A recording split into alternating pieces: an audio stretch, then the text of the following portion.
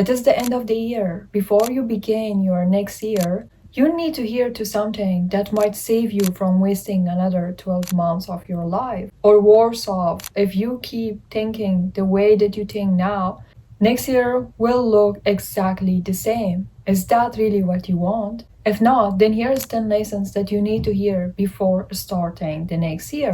The first lesson is sadness comes from having no option. That is why it feels heavy. That is why it feels hopelessness. Like you're standing in a hallway full with locked doors, with no keys and no one coming. When you have no options, your mind needs to start whispering. That is it. Nothing is going to change. What is the point? But that voice isn't the truth. It is just your brain responding to limitation. Think about it. When you are broke with no backup plan, when you are alone with no one to lean on, when you do the opposite of what you promised to do, of course you're gonna have a miserable day.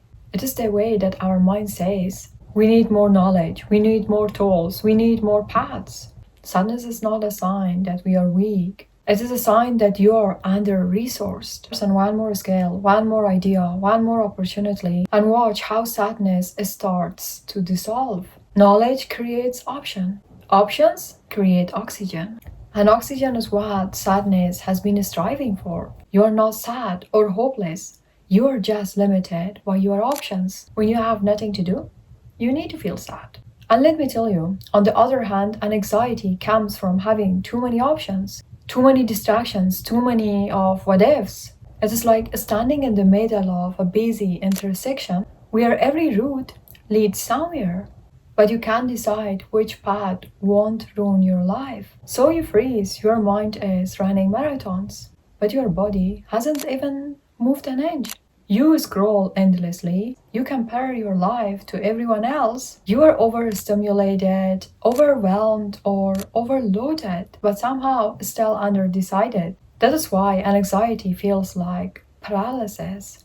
You're looking everywhere, but not moving anywhere. The cure of it is decision, boundaries, and also clarity. When you choose one path, the path becomes clear, and also you know what you need to do. And at that time, you won't be paralyzed anymore. When you finally say, this is what I'm doing, your nervous system slows down because our brain doesn't need 100 options.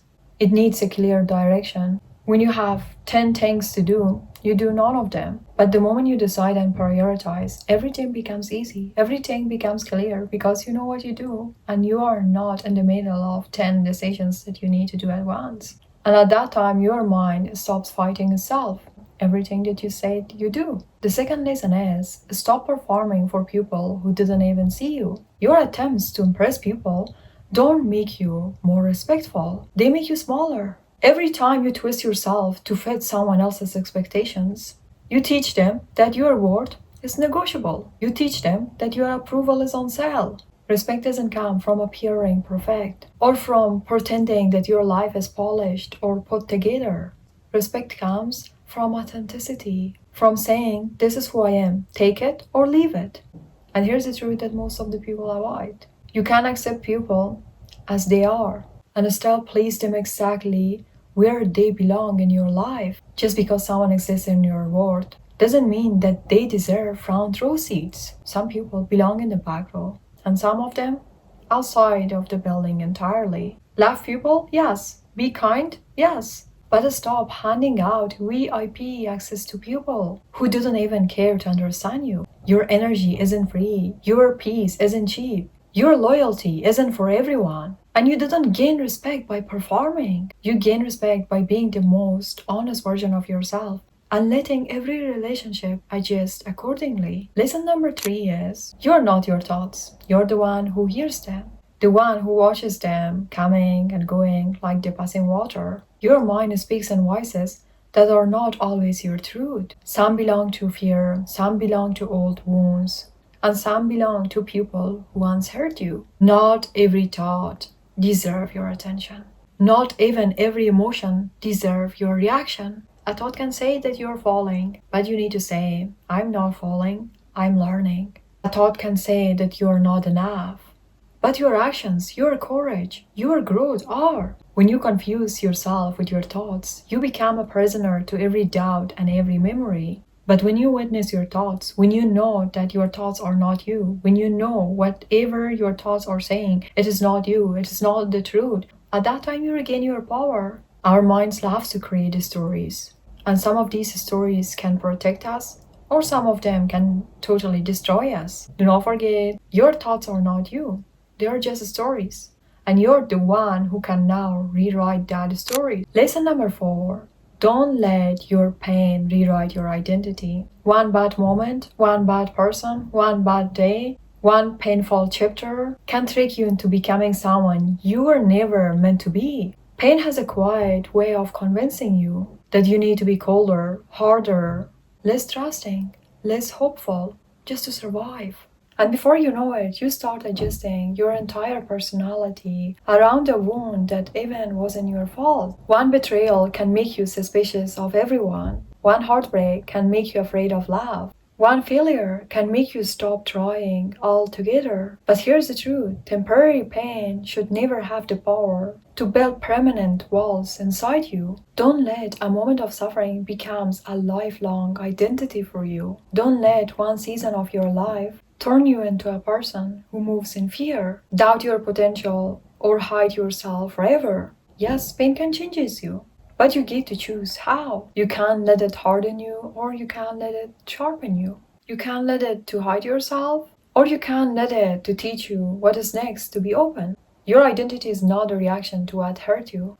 Your identity is who you choose to become after you heal. When you choose yourself, life chooses you back. The moment you finally choose yourself, your peace, your direction, your work, life begins to shift in a ways that you would never imagined. Because life responds to the standard you set. When you believe that you deserve the bare minimum, you end up accepting the bare minimum and opportunities and love and friendships and everything. But the moment you say, I am better, I deserve better, your world arranges itself to match that belief.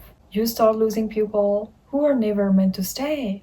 You start gaining opportunities that they used to pass by. You stop chasing things that drain you and begin attracting the things that grow you. You attract what you believe you're worthy of, not what you wish for, but what you feel deep down you deserve. That is why choosing yourself isn't selfish, it is magnetic. When you choose yourself with confidence, the universe mirrors that confidence. When you stop shrinking, life stops offering you small rooms. When you stop settling, life stops sending you situations designed for your old self. And your worth will rise to meet it. Stop waiting for life to choose you first. Choose yourself first.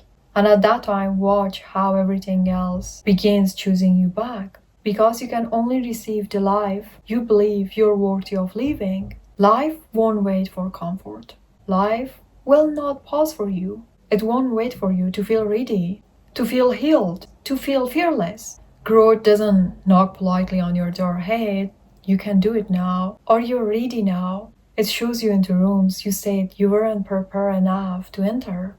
Yes, life forces you forward, and comfort arrives later. Because comfort is a reward. It is not a requirement. People say, I start when I feel ready. But readiness is something you create by doing the thing you are scared of. You weren't ready the first time you walked. You weren't ready the first time you laughed. You weren't ready the first time you were hurt. But you still live through it. You still grow through it. That is how life works. You didn't grow after you feel brave. You grow by stepping into fear and discovering you can survive it. Think about it. The job won't wait for your self-confidence to catch up. The dream won't wait until your anxiety disappears. The opportunity won't freeze until you feel more prepared. The life you want won't stop evolving just because you're afraid to evolve it. If life waited for your comfort, believe me, you would never move. I know comfort is safe, it is soft, it is quiet, but nothing changes there. Discomfort is loud, it is chaotic, it is messy, but it shakes you awake. It is the uncertainty that reveals your courage. It is the leap that reveals the wings you didn't know you had. So comfort is where life catches up. The version of you who is brave enough to move before everything was perfect. Lesson number 7 is drop the backpack. Ask yourself one honest question. What backpack am I still carrying that no longer serves me?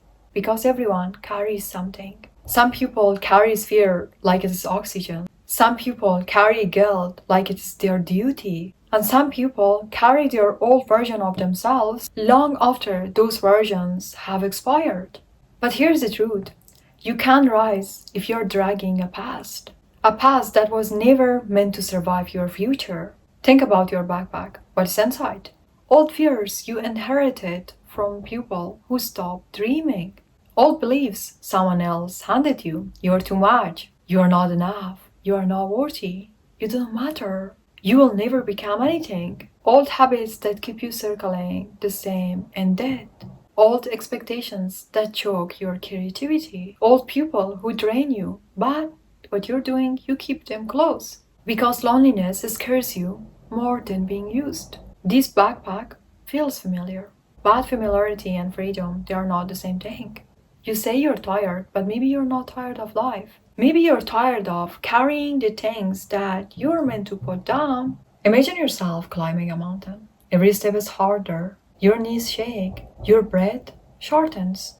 Not because the mountain is impossible, but your backpack is full with the things that belong at the bottom. So ask yourself, why I am carrying identities I have outgrown? Why am I holding into relationships that hollow me out? Why am I dragging failures that were meant to teach me, not define me? Why am I keeping every painful memory as if it is proof of who I am? Your future self is waiting on a higher level, but you can't meet that version of yourself if your backpack is full with old beliefs, with grudges, with the things that you refuse to heal. Drop the backpack. It is not you. It is not your identity. It is the things that cannot serve you anymore. Drop it and watch how far you can rise. If you cling too tightly to who you are right now, you will never give your future self a chance to breathe, to know that you have a future self as well. Most of the people don't stay stuck because life is cruel. They are stuck because they are only loyal to the version of themselves that was only meant to be temporary. You build beliefs around your wounds. And now you call it just who I am. But hear this clearly, that is not you. Who you are today is not the final draft. You are a working document. You can change. You can release. You can let the things that they are not serving you anymore. But you can evolve without letting a part of you die. The insecurity, the fearful you, the passive you, the version of you that avoids discomfort by shrinking, by hiding, or by staying silent. If you protect that version, you delay the person you are meant to actually become. Think about it, the version of you that dreams big cannot coexist with the version of you that doubts every step. The version of you that wants love cannot coexist with the version of you that accepts crumbs. The version of you that wants freedom cannot coexist with the version of you that stays small just to keep other people comfortable. At some point, you have to choose comfort or evolution, familiarity or becoming, safety or transformation. Your future self, the one you secretly admire, the one you imagine in your best moments, is begging you to loosen your grip on the present you. Because the present you, they were built for survival. But the future you, they were built for expansion. So let this be your permission. Outgrow the version of yourself that was only meant to carry you this far. Change your mind, change your habits, change your environment, change your beliefs, change the story you keep repeating as if it is the only one you're allowed to. You're not abandoning yourself, you're upgrading yourself. You are not betraying who you are, you are honoring who you are becoming. Give your future self a chance to exist. They are waiting, they are extraordinary. And the next lesson is, you control what you focus on. Your mind goes where your attention lives, and your life follows. If you focus on them, their approvals, their reactions, their expectations, their approvals, you hand them the remote control to your emotions. You shrink when they disapprove. You rise when they clap. You move only when they say it is safe. That isn't living, that is being managed. But when you focus on you, your habits, your boundaries, your healing, your goals, your future, you reclaim every ounce of the power you have been giving away. It is simple. Your attention is your steering wheel. Where you look, it is where you drive. If you keep staring at people who doubt you, you will start doubting yourself. If you keep watching people who didn't value you, you will start lowering your own value. If you keep focusing on situations you can't control, you will forget the ones you can. But when your attention shifts inward, everything changes. You stop seeking validation. You start seeking growth. You stop chasing people. You start attracting the right ones. You stop reacting to life and start directing it. Because the truth is, you don't need more confidence. You need better focus. Focus on your vision, not on their opinions. Focus on your progress, not your peace. Focus on your healing, not your history. Focus on who you are becoming, not who they remember. You're not powerless, you're distracted. Shift your focus and watch how your entire life shifts with it. And the next lesson is this year is yours. Don't start your year passively. Don't tiptoe into it. Don't hope it gets better. Don't wait for signs, permission, or perfect moment. Start, even if you're unsure, even if you feel unprepared. Because momentum is not something you wait, it is something you create. This is the year you stop delaying your life. Stop saying when I feel ready. Stop saying when I have everything figured out. You don't, you're not supposed to. No one ever does. Life isn't waiting for your confidence. It is waiting for your decision. You keep waiting for your life to change, but your life is waiting for you to show up. Your future is not built in one big moment. It is built in the moment you decide. The moment when you say, I am done watching my life from sidelines. This year won't become magically yours. You have to claim it, not with wishing, not with planning, not with talking, but with momentum. One action, one boundary, one choice, one brave step, this year becomes yours. So stop waiting for readiness. Stop waiting for confidence. They won't come if you want to start. They're waiting for you. And today I want you to decide. Whatever you're postponing, whatever work that you are trying to do not do, start doing it. Don't think that you have time. You don't. Years are passing by, and the more we say that we want to do the things that we don't want to do now, and we are postponing them, the more likelihood is that we never can do them.